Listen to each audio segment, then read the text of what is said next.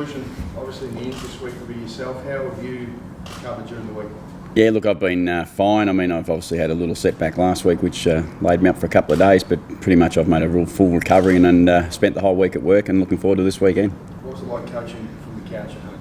Frustrating, as everyone expects. You don't actually see the whole game. That's the hardest part from a coaching point of view, and that's why we spend our time at the game. But you just can't see everything that's going on, so you can't really comment on too much of what's going on. It's more about just sitting there and almost like a supporter, hoping that the boys can get the job done. Do you give you a different perspective? Did you learn something from it? Yeah, that I'd like to be at the games.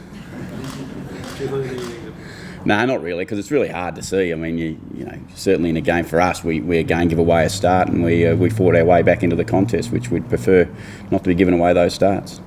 Kenny's Jasper Peter done enough for you this week, or is he still on the week away? Yeah, no, unfortunately Jasper won't play this week again, which is disappointing because we thought he was only going to be a week, and now it's turned into 3 weeks. So it's just an injury that we have to be careful with. Jasper's history says that it's not something we want to take any risks with. Look, I'll sit here again and say he'll be right next week, but I can't guarantee that. But I'm hopeful that he'll be right next week. And Hamish Hartlett, like he completed knock, is he 100%? Yeah, no, Hamish is fine. He's trained all week. There's no problems with him at all. What about the run issue there? You're still going to play two. Which two do you prefer now? Well, selection comes out tonight, so you'll probably notice that we will have made some adjustments there.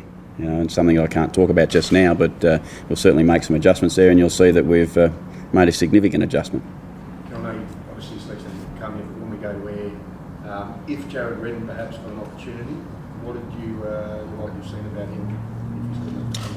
Oh, look, he's a big man for a start, and he's obviously gives us the first opportunity as far as his hands on the ball at the contest as a ruckman. But not only that, in his Sandfield form, I think he's kicked 8 goals in his last 2 performances. So that's really important that you've got a ruckman that can actually go forward and influence a game. So hopefully, if he gets that opportunity, he'll be able to do that.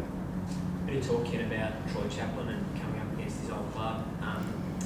Do you think the boys will have a bit of extra attention for him, or do you just say don't even worry about it? Yeah, no, it's a really insignificant amount for us to worry about. We've got to worry about the whole Richmond Football Club, and Troy's been a past player of the club, and that's what he is now, as a past player, and we need to focus on what Port Adelaide do now. Have you been satisfied with the training, the intensity of the start of training this week?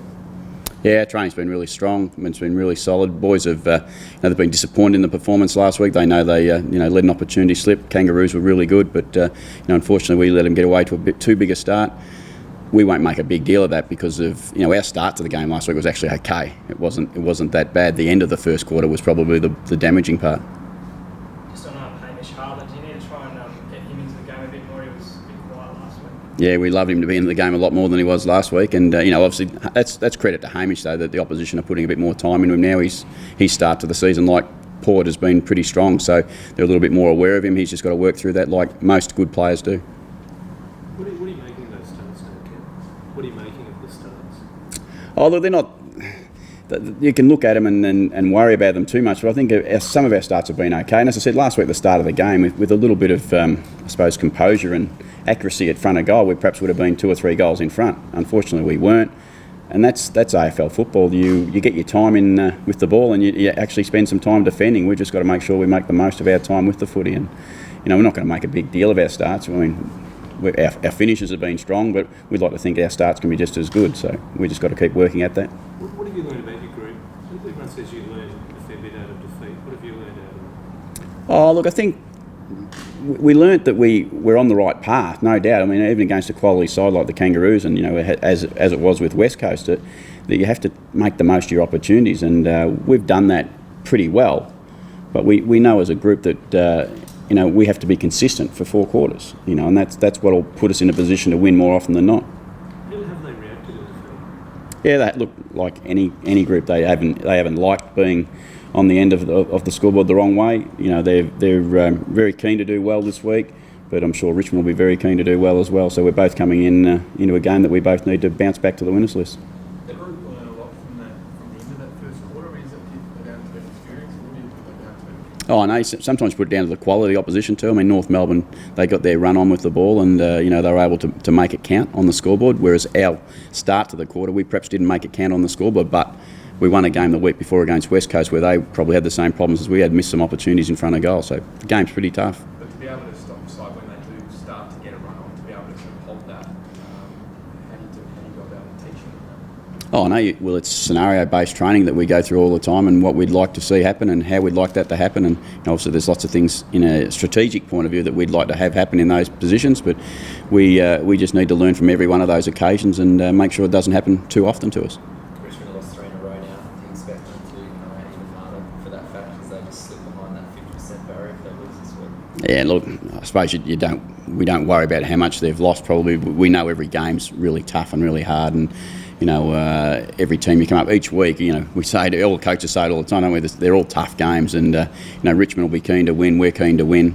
That's just the way it's going to be every game we play. Ken, you're obviously close with Alan. Have you reminded him that your 5 zippers are easy one? No, we haven't talked about that too much at all. We've had a little bit of fun, but more often than not, it's about getting back to work for us. And I mean, Richo's been a great support, and it wasn't Richo or me or anything last week. That's football.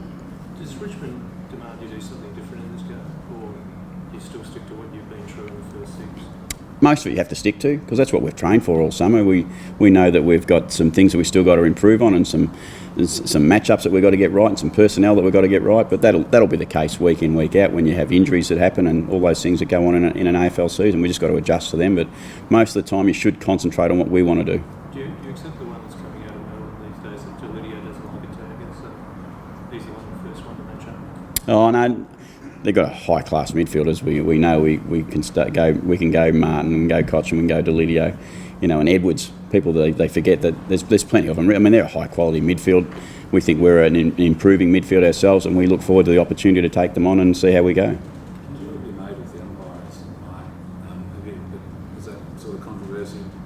No one knew it. You talk to your players about it? No, look, we remind the players all the time about some of the umpiring decisions that are going on, and make sure that we're aware that we can't influence those decisions. We just got to make sure we're really well prepared and we don't let those things cause us too many dramas. And as everyone said, all the other coaches said, it's a pretty difficult game to umpire at the moment, and I wouldn't like to be the umpires trying to sort through some of those decisions, but they're doing a good job.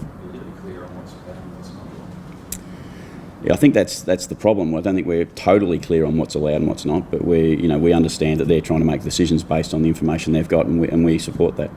Did you ask for clarification or anything this week? No, I didn't. I had a phone call from Jeff Geach myself, but I didn't certainly ring him. So what was his point? He was just making comment of what happened with the umpire giving Daniel Wells a little pat, and it was purely a mix-up of names. At the time, did you ask how did the team get 38 free kicks? It was an opportunity for me to ask that question once he rang me, yes. How did that conversation go? He was going to give me some feedback, which he still hasn't given me back yet at the moment, so I'm sure that'll be coming. Just to go back to Troy Chaplin, did you find that disrespectful remark? Which one? Sorry? The remarks that Troy Chaplin made during the week, did you find them disrespectful to his former club? Oh, I think that's he's put in an awkward position. He's asked to make comment on some things that he's been a part of.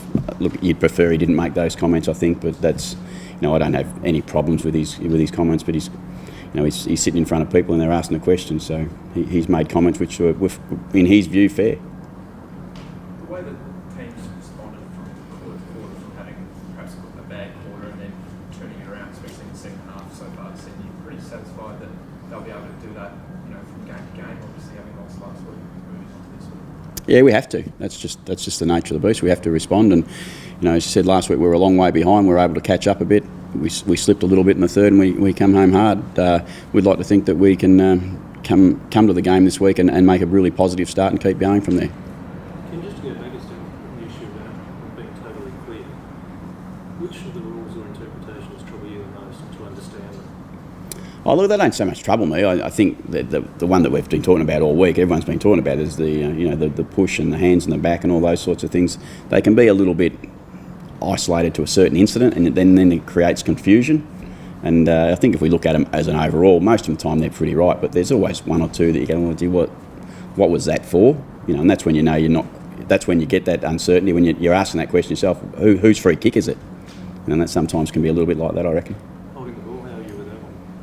Yeah, it's always been one that they've umpired pretty well. I think the important part about the way they're trying to umpire is they're trying to protect the ball player.